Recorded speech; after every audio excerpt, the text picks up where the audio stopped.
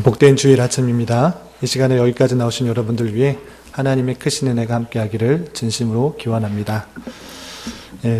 계속해서 말씀 읽기 본문에 따라서 이사야 말씀을 읽어나가고 있습니다. 이사야 말씀을 읽어보신 분들 또 읽어나가시는 분은 느끼시겠지만 이사야 말씀이 읽고 쉽게 이해되지는 않는다. 쉽게 적용하기가 어려운 것을 느끼게 됩니다.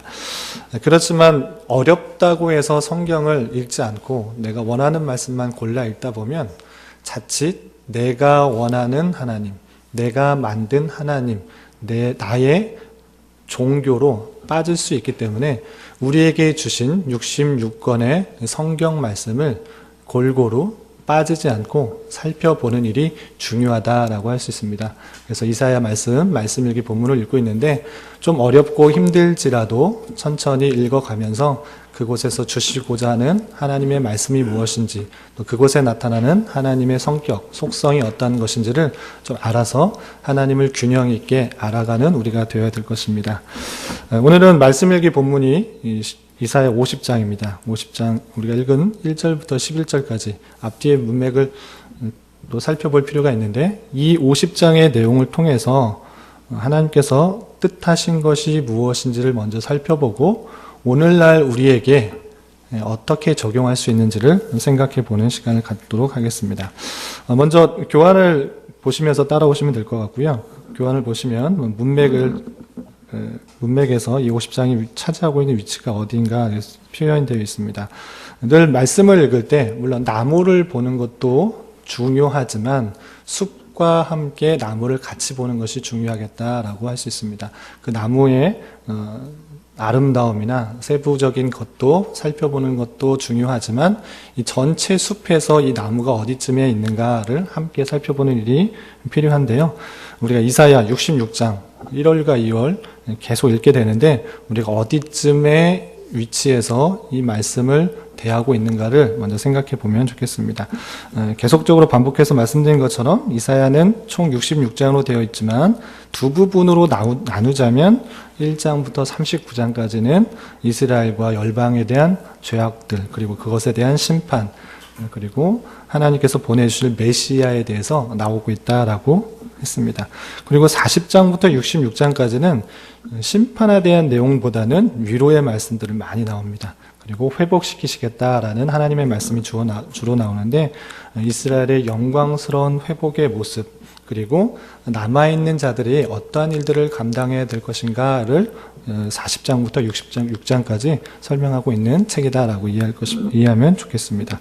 그리고 좀 우리가 2월부터 읽게 되는 이 40장부터 66장을 조금 더 나누어 보면 40장부터 48장까지는 위로의 메시지를 시작하면서부터 우상숭배, 철저하게 우상숭배하는 것들을 배격하고 오직 하나님, 여호와 하나님만을 섬겨야 된다라는 것들을 강조하고 있습니다. 그리고 49장부터 55장까지는 메시아를 종의 모습으로 형상화하여서 회복될 이스라엘을 예언할 뿐만 아니라 메시아가 어떠한 일들을 감당할 것이다 라는 내용들이 주로 나오게 됩니다. 옆에 교환에도 써 있는데 이 49장부터 55장까지는 그 메시아에 대한 예언들이 아주 여러 번 나오게 됩니다. 49장과 50장, 52장 걸쳐서 53장까지 종의 노래라고 하는 그런 예언들, 메시아 예언들을 3번이나 비유하면서 표현하는 것들이 있고요. 그리고 오늘 본문에서도 메시아 예언, 종의 노래가 또 나오는 것을 볼 수 있습니다. 그래서 메시아를 종의 모습으로 표현하면서 우리를 구원하실 메시아가 어떤 모습으로 올 것인가를 표현해주고 있는 그런 부분 중에 한 부분이다라고 이해하시면 될 것입니다.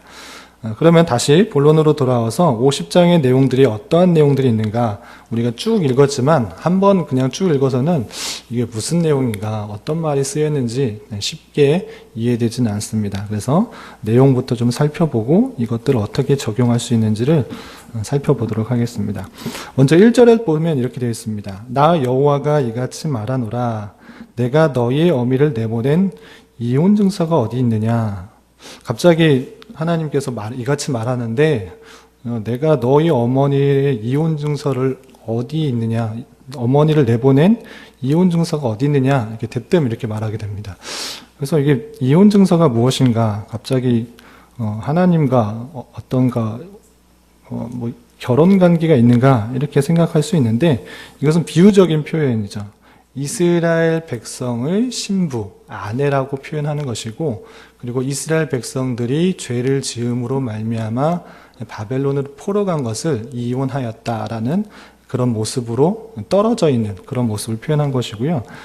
그런 것이 어디 있느냐 이렇게 그렇게 이혼 증서를 써서 이혼한 것이 아니다라고 표현하고 있는 것입니다. 이 문맥을 이해하기 위해서는 신명기 24장 1절부터 4절까지 말씀을 먼저 이해할 필요가 있습니다. 신명기 24장 1절부터 4절까지 여러분들 성경을 찾아보셔도 되고요.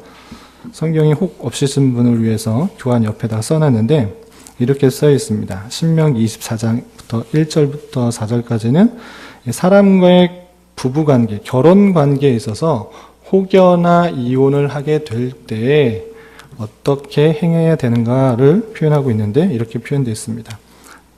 제가 읽어보겠습니다. 사람이 아내를 맞이하여 데려온 후에 그에게 수치되는 일이 있음을 발견하고 그를 기뻐하지 아니하면 이혼 증서를 써서 그의 손에 주고 그를 자기 집에서 내보낼 것이요. 그 여자는 그의 집에서 나가서 다른 사람의 아내가 되려니와 그의 둘째 남편도 그를 미워하여 이혼 증서를 써서 그의 손에 주고 그를 자기 집에서 내보냈거나 또는 그를 아내로 맞이한 둘째 남편이 죽었다 하자 그 여자는 이미 몸을 더럽혔은즉 그를 내보낸 전 남편이 그를 다시 아내로 맞이하지 말지니 이 일은 여호와 앞에 가증한 것이라. 너는 내 하나님 여호와께서 내게 기업으로 주시는 땅을 범죄하게 하지 말지니라. 아멘. 예, 이스라엘 백성들에게 있어서 결혼 제도에 있어서 혹여나 남자와 여자, 이 부부 관계에 있어서 여자에게 어떠한 허물이 발견될 수 있는 것입니다. 그런 수치되는 일이 있음으로 말미암아 이 부부 관계가 깨어지게 되었을 경우에 남편은 그 여자에게, 아내에게 이혼 증서를 써주는 것입니다. 정당하게 이혼하게 되었다라는 증서를 써주고 이 부부는 이혼하게 됩니다. 그러한데 그 적법한 절차를 통해서 그 여자는 이혼을 하게 되고 여자가 자유롭게 남편을 떠나서 부부 또 다른 남편을 얻을 수 있는 것입니다. 그러한데 그 이혼 증서가 있을진데 확실하게 부부관계가 정리되었음을 뜻하는 이혼 증서가 있을진데 혹여나 다른 일로 인하여서 이 아내가 전 남편, 원래 남편으로 돌아가는 것은 수치스러운 일이다라고 표현하고 있는 것입니다. 그러니까 확실하게 부부관계가 정리되었고 자기 몸을 다른 사람에게 혹은 이렇게 드렸기 때문에 무슨 일이 있어서 다시 돌아오는 일은 수치가 된다. 이혼 증서를 썼으면 확실하게 관계가 정리된 것이기 때문에 다시 돌아오는 것은 수치가 된다. 이렇게 신명기 24장 4절에서 저기 표현하고 있습니다. 그 여자는 이미 몸을 더럽혔은즉 그를 내보낸 전 남편이 그를 다시 아내로 맞이하지 말지니 이 일은 여호와 앞에 가증한 것이라.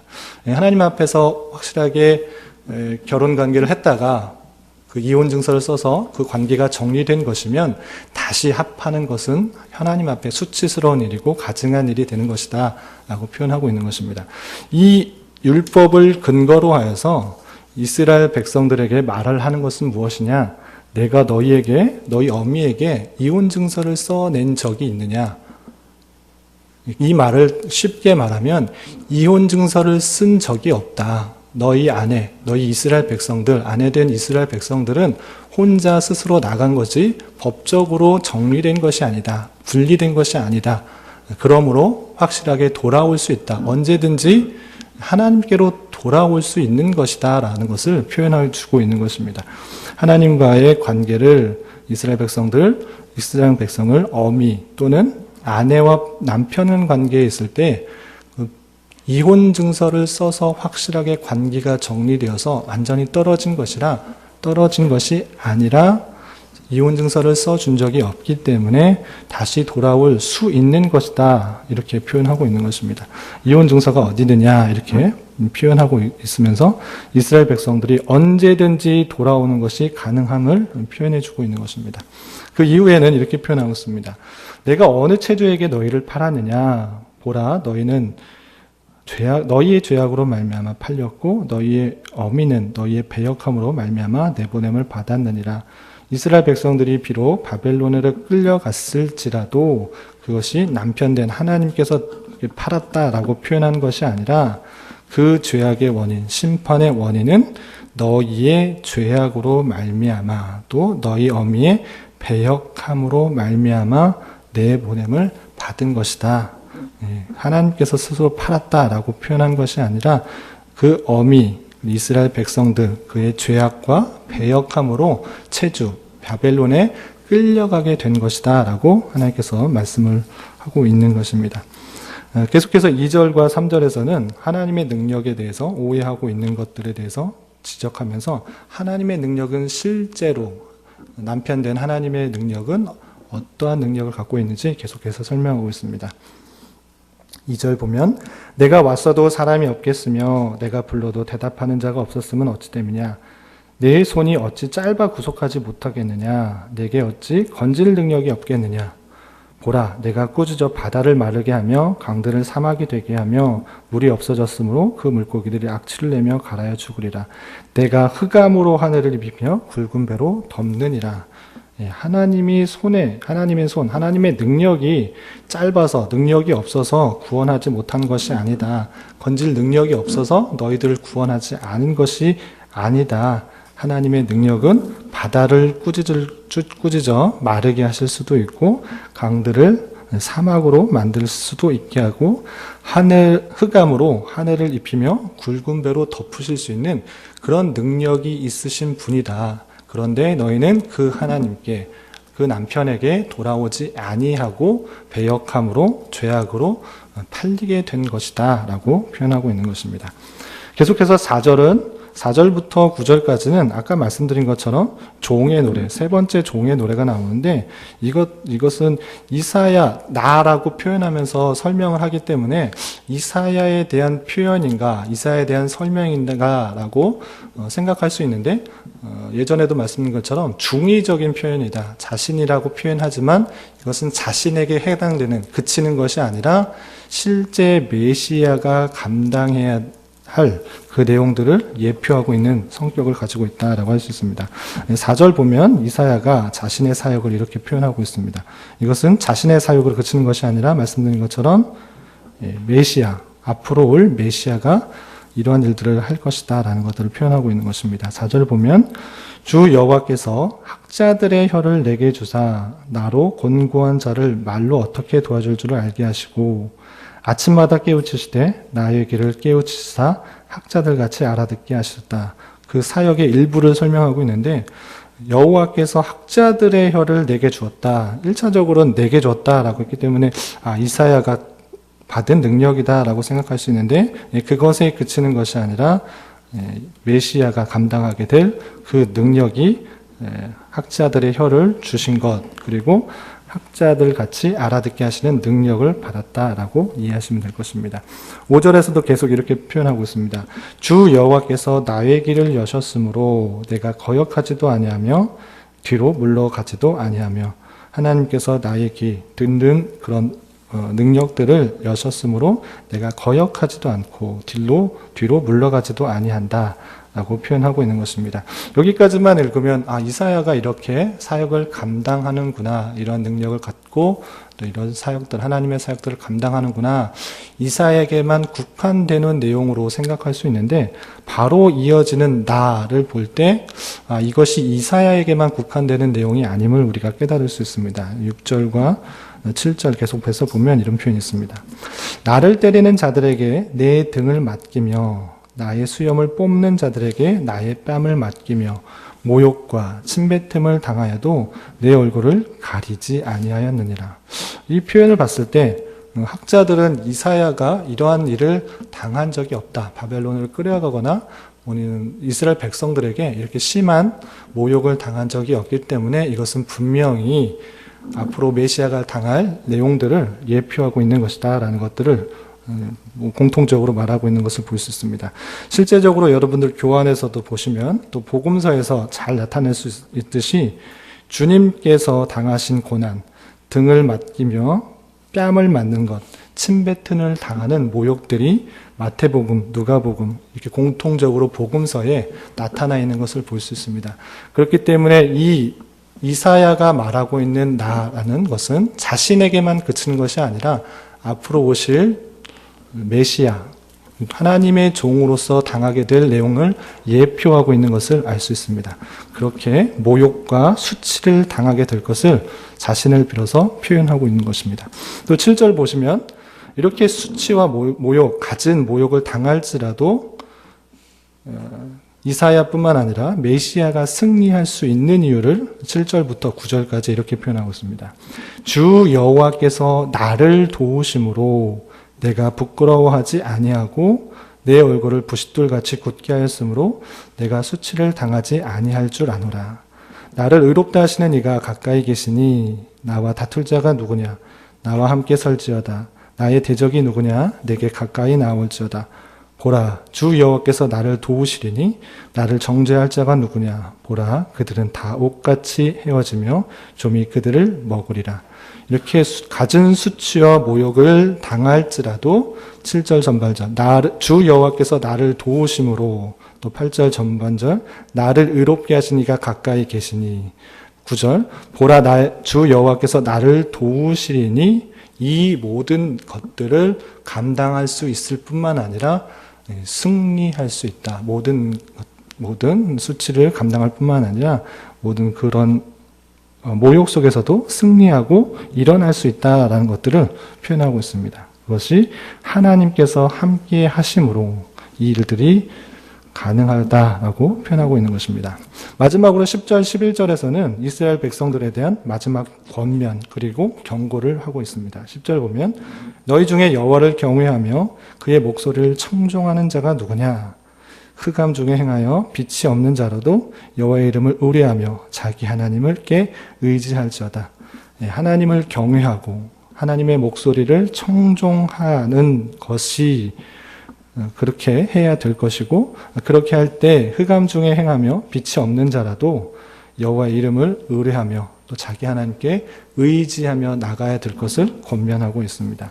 마지막은 11절 그렇지 않고 하나님을 경외하지 않고 청종하지 않고 그들이 섬기는 헛된 우상, 쓸데없는 우상을 숭배하는 자들은 어떻게 될 것인가, 이렇게 경고하고 있습니다. 11절 보라, 불을 피우고 횃불을 둘러띈 자여, 너희가 다 너희의 불꽃 가운데 걸어가며 너희가 피운 횃불 가운데로 걸어갈지어다.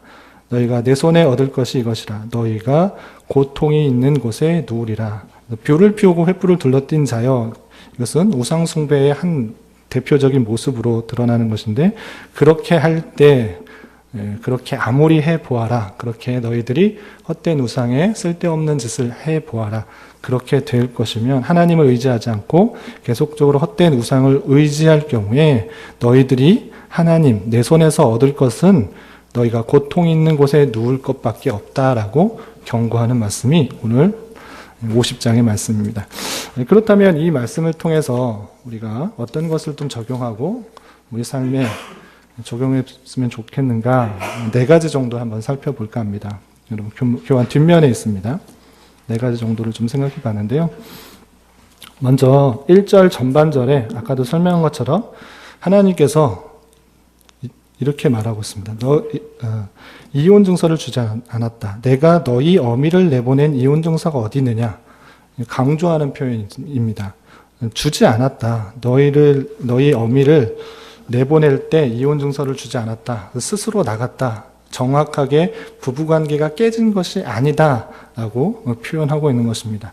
이렇게 말하는 것은, 이것은 언제든지 남편에게 되돌아오는 것이 가증한 것이 되지 않고 정당한 것이 됨을 말하고 있는 것입니다. 이혼 증서를 써주지 않았기 때문에 언제든지 되돌아오는 것은 당연한 것이다 라고 표현하고 있는 것입니다. 이런 것을 볼 때 하나님의 마음이 어떠한 것인지를 우리 좀 살펴볼 수 있는 것 같습니다. 이스라엘 백성들이 아내라고 할 때 아내가 하나님, 남편을 버리고 다른 데 갔을지라도 그 남편된 하나님 아버지의 마음은 내가 언제 너에게 이혼 증서를 써줬느냐, 너희가 어미가 언제 이혼 증서를 갖고 떠났느냐? 그렇지 않다. 언제든지 돌아올 수 있다. 언제든지 마음을 돌이키면 내게로 돌아올 수 있다. 남편 된 하나님께로 돌아올 수 있다. 이렇게 말하는 것은 언제든지 죄악 가운데, 연약함 가운데 하나님과의 관계가 멀어졌을지라도 그 마음을 돌이켜 주께로 나오기만 한다면 언제든지 하나님께서는 받아주신다라는 그 마음을 읽을 수 있는 것입니다. 이 표현이 여러분들도 잘 알고 있는 누가복음 15장에 탕자의 비유의 둘째 아들과 같은 둘째 아들을 기다리는 아버지의 모습이 이 모습과 거의 같은 모습이라 생각됩니다. 누가복음 15장 11절부터 32절에 탕자의 비유가 잘 나와 있는데 여러분들도 다 아시기 때문에 핵심적인 그 아버지의 마음이 담겨 있는 그 구절만 제가 한번 읽어보겠습니다. 누가복음 15장 20절에 자신의 재산을 다 탕진하고 돌아온 빈털터리로 돌아온 그 둘째 아들이 아버지에게 돌아올 때 아버지의 모습이 이렇게 설명되고 있습니다. 누가복음 15장 20절. 이에 일어나서 아버지께로 돌아가니라. 아직도 거리가 먼데 아버지가 그를 보고 측은히 여겨 달려가 목을 안고 입을 맞추니 모든 것을 다 탕진해서 이제 종으로서 내 아버지 집에 들어가서 살리라 결심하고 터벅터벅 걸어가고 있을 때 먼 거리에서 아버지께서 그를 보고 측은히 달려가서 그를 맞이하였다라고 하고 있습니다. 이것이 하나님 아버지의 마음이 아닌가 생각합니다. 여러분과 하나님 아버지, 하나님과의 관계는 어떻습니까? 여러 가지 죄악들로 인하여서 연약함으로 있어서 멀어져 있지는 않은지 되돌아보았으면 좋겠습니다. 혹시나 그러한 관계, 하나님과의 관계가 멀어져 있을지라도, 떨어져 있을지라도 하나님께로 돌아오기만 한다면 하나님께서 두 손 벌려 그를 맞이하신다는 그 마음을 안고 언제든지 주께로 돌아갈 수 있는 우리가 되어야 될 것입니다. 두 번째로 생각해 보고자 하는 것은 이스라엘이 체주에 팔린 원인, 심판을 받은 원인, 바벨론의 포로로 끌려가게 된 원인을 이렇게 표현하고 있는 것입니다. 1절 하반절에 이렇게 표현하고 있습니다. 너희는 너희 죄악으로 말미암아 팔렸고 너희의 어미는 너희의 배역함으로 말미암아 내보냄을 받았느니라. 비유적으로 표현하고 있는데 쉬운 말로 너희가 죄악을 지었기 때문에 그렇게 심판을 받은 것이고 포로로 끌려갔다 이렇게 표현하고 있는 것입니다. 이스라엘이 바벨론은 포로로 끌려가는 환난과 역경은 우연히 일어난 것이 아니라 하나님께서는 분명하게 그들의 죄악으로 말미암음이라고 선언하고 있는 모습을 살펴볼 수 있습니다. 이런 모습을 통해서 환난과 역경의 원인이 혹 나의 죄악 때문은 아닌가를 삼가 돌이켜 살펴보아야 될 것입니다. 모든 환난과 역경은 나의 죄 때문이다. 내가 힘들고 어렵고 이렇게 곤란을 겪는 것이 다 나의 죄 때문이다 라는 것은 아닙니다. 하나님께서 욥을 통해서도 볼 수 있다시피 모든 환난과 역경이 나의 죄 때문에 오는 것은 아닙니다. 그렇지만 나의 죄 때문에 당하게 되는 그런 환난과 역경 또 곤란이 있음을 알고 내가 어려움과 환난을 당했을 때에 하나님께서 나를 고치시고 그 죄악을 없애시기 위한 하나의 방편은 아닌가 삼가 조심하여서 내 삶을 살펴보아야 될 것입니다. 그래서 하나님의 손길에 민감하게 반응할 줄 아는 그런 성도가 되어야 될 것입니다. 하나님께서 다양한 방법으로 경고하시고 바른 길로 인도하실진데 그 인도하는 손길에 민감하게 반응하지 못할 때 하나님께서는 더 큰 심판으로, 더 큰 채찍으로, 더 큰 몽둥이로 이렇게 교훈하시는 말씀들을 우리가 대하게 됩니다. 그럴진데 우리가 우리의 연약함으로, 죄성으로 짓게 되는 연약한 여러 가지 죄악들 이런 것들이 혹 있을지라도 하나님께서 바르게 인도하시는 섭리의 손길, 심판의 손길들이 없는지를 살펴보고 민감하게 반응하여서 나의 죄를 뉘우치고 더욱더 주님께 돌아갈 수 있어야 될 것입니다. 그리고 4절부터 9절까지 우리가 읽었던 순환당하신 종의 모습들을 살펴볼 수 있었습니다. 다른 곳에서는 더 많은 것들을 표현하고 있는데 실제적으로 6절에 아주 자세하게 앞으로 메시아가 당하게 될 순환을 이렇게 잘 표현하고 있습니다. 6절에 보면 나를 때리는 자들에게 내 등을 맡기며 나의 수염을 뽑는 자들에게 나의 뺨을 맡기며 모욕과 침뱉음을 당하여도 내 얼굴을 가리지 아니하였다. 그만큼 정면으로 아주 심한 수치와 모욕을 당하는 그런 메시아의 모습을 살펴볼 수 있습니다. 그런데 우리가 생각해야 될 것은 왜 주님께서 이렇게 수치와 모욕을 당해야 되는가라는 것입니다. 주님께서 우리의 죄를 위해서 이 땅에 오신 것 다 알고 그냥 우리를 대신해서 십자가에 달려 돌아가시면 대속의 모든 죄값을 치르는 것 아닌가, 이렇게 사람들에게 모욕과 또는 조롱을 받아야 되는가, 그냥 예수님께서 사람으로 오셔서 십자가에 달려 돌아가시는 그것으로 다 끝나면 되지 않는가, 왜 이렇게 수치와 모욕을 당하여야만 했는가, 이렇게 생각할 수 있어야 될 것입니다. 그것은 오늘 본문에서는 표현되지 않았지만 조금을 더 읽게 되는 이사야 53장 4절부터 11절에 왜 그렇게 멸시와 조롱과 비난을 받아야 되는가 잘 설명되어 있습니다. 읽은 말씀 좀 찾아보도록 하겠습니다. 이사야 53장, 이게 마지막 네 번째 종의 노래인데요. 53장 13절부터 12절까지 아주 자세하게 고난받는 종의 모습에 대해서 설명을 해주었는데 다 읽기는 시간이 제한되니까 53장 4절부터 7절까지 왜 주님께서 그렇게 고난과 조롱과 모욕을 당하셨는가, 이거를 한번 읽어보도록 하겠습니다. 4절부터 7절까지 함께 봉독하겠습니다. 시작. 그는 실로 우리의 질고를 지고 우리의 슬픔을 당하였거늘 우리는 생각하기를 그는 징벌을 받아 하나님께 맞으며 고난을 당한다 하였노라. 그가 찔림은 우리의 허물 때문이요 그가 상함은 우리의 죄악 때문이라. 그가 징계를 받음으로 우리는 평화를 누리고 그가 채찍에 맞음으로 우리는 나음을 받았도다. 우리는 다 양각 같아서 그릇 행하여 각기 제 길로 갔거늘 여호와께서는 우리 모두의 죄악을 그에게 담당시키셨도다.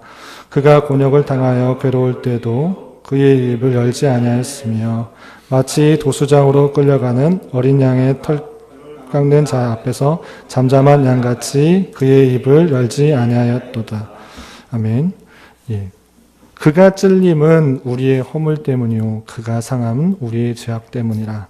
그가 징계를 받음으로 우리는 평화를 누리고 그가 채찍의 마음으로 우리는 나음을 받았도다. 우리가 받아야 될 많은 형벌과 모욕들, 수치들, 그 모든 것들을 하나님께서 받으신 것이다. 주님께서 이 땅에 오셔서 사람의 모습으로 오셔서 그 모든 것들을 받으신 것이다. 우리의 죄악 때문에 아무 죄 없으신 분이 당하신 순환이요 또한 조롱과 모욕이다 라고 생각할 수 있어야 될 것입니다. 그러니까 우리가 그것을 다 당해야 할진데 주님께서 그 모든 것들을 당한 것이다 라고 생각할 수 있어야 될 것입니다.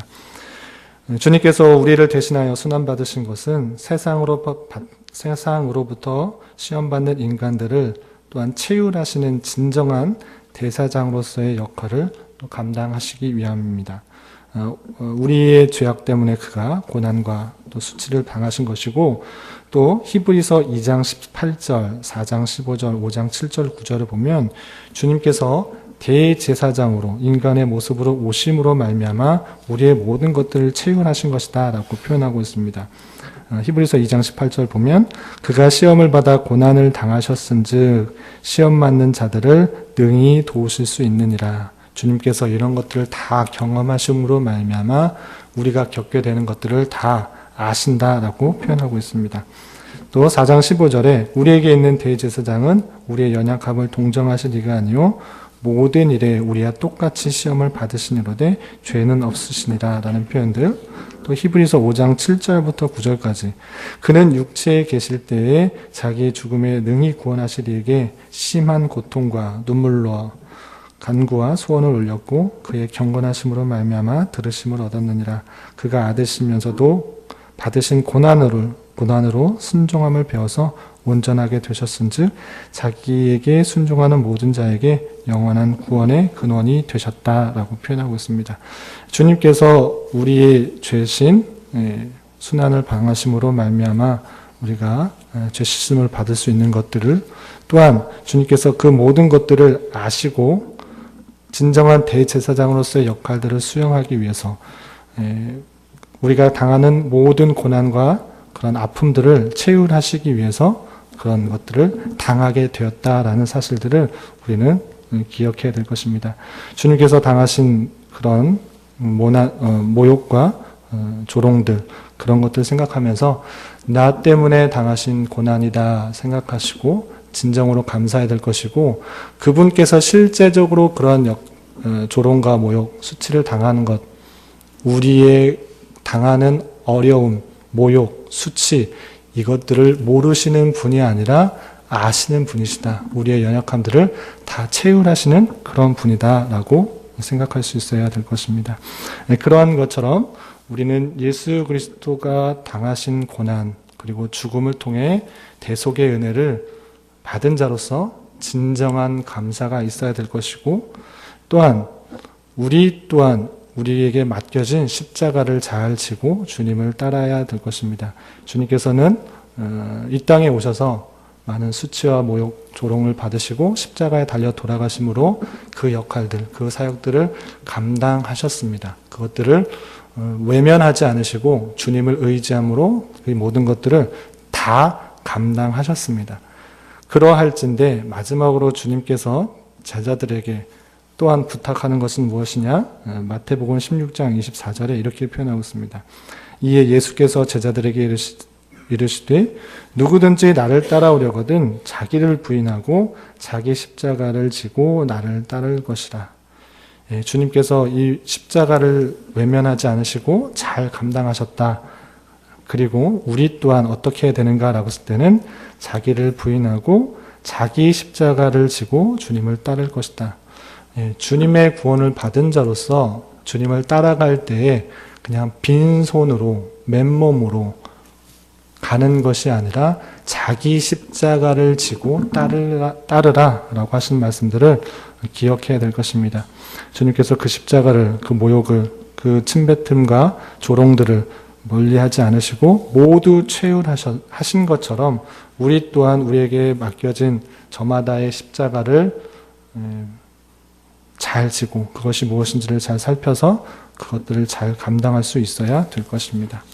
마지막으로 이 순환을 당하고 모욕을 당한 주님께서 그 모든 것들을 견디실 수 있었던 이유는 아까도 말씀드린 것처럼 주님을 의지하고 주님께 함께함으로 말미암아 승리하셨다라는 것입니다.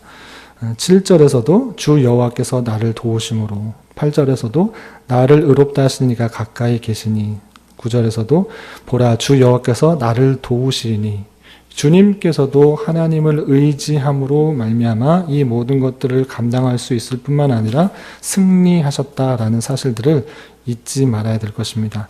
10절에서도 계속 강조하는 것처럼, 권면하는 것처럼 여호와를 경외하며 그 종의 목소리를 청종해야 할 것이고, 또 여호와의 이름을 의뢰하며 자기 하나님께 의지하는 삶, 그것이 우리의 삶이다라고 할 수 있습니다. 하나님의 능력이 부족해서 바벨론 포로에서 구원하지 못한 것이 아닙니다. 성도들에게 바라는 것은 그 포로 가운데서 하나님을 더욱더 의지할 수밖에 없도록 만드시는 것이죠. 평안하고 안락하고 또 쉬운 삶을 주어졌을 때 성도들의 연약함은 하나님을 의지하고 찾고 따르고 부르짖는 것이 아니라 오히려 하나님을 배반할 수도 있는 것입니다. 하나님께서 바벨론의 포로에서 충분히 구원하실 수 있는데 이스라엘 백성들에게 구하고 계속적으로 나아가는 것은 무엇이냐면 하나님을 의지해라. 여호와 하나님을 의지해라. 하나님의 말씀을 청종해라. 계속적으로 간구하는 것입니다. 그 관계 가운데 나아가기를 바라는, 하나님을 믿고 더욱더 하나님을 의지하는 삶을 살아야 될 것입니다. 우리가 세상을 살아갈 때 우리의 힘, 우리의 능력, 우리의 지혜, 우리의 어떤 것으로 살아가는 것이 아니라 주님의 힘으로 살아가게 하는 것을 알게 하기 위해서 하나님께서는 다양한 상권과 환경을 주시고 말씀을 통해 깨우쳐 주신다는 사실들을 잊지 말아야 될 것입니다.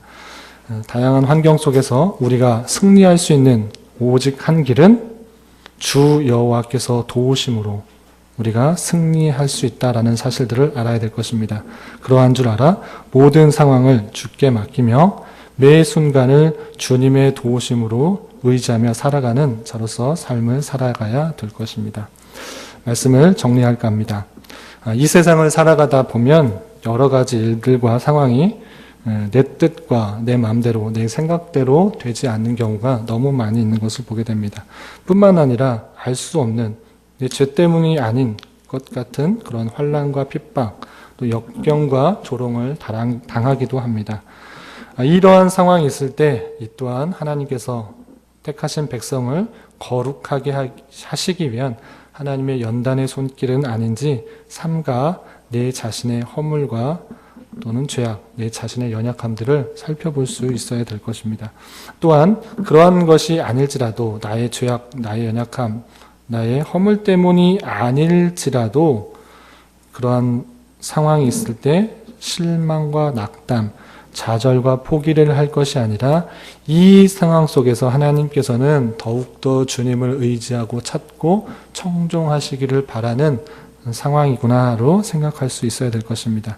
그리고 그 상황은 내가 피해야 될 어떤 것이 아니라 내가 짊어져야 할 십자가의 길은 아닌가 생각해 보고 내가 짊어져야 될 십자가라면 그 십자가를 짊어짐으로 말미암아 내 속성과 내 삶이 더욱더 연단되며 보석과 같이 정결하게 아름답게 나아가야 될 것입니다.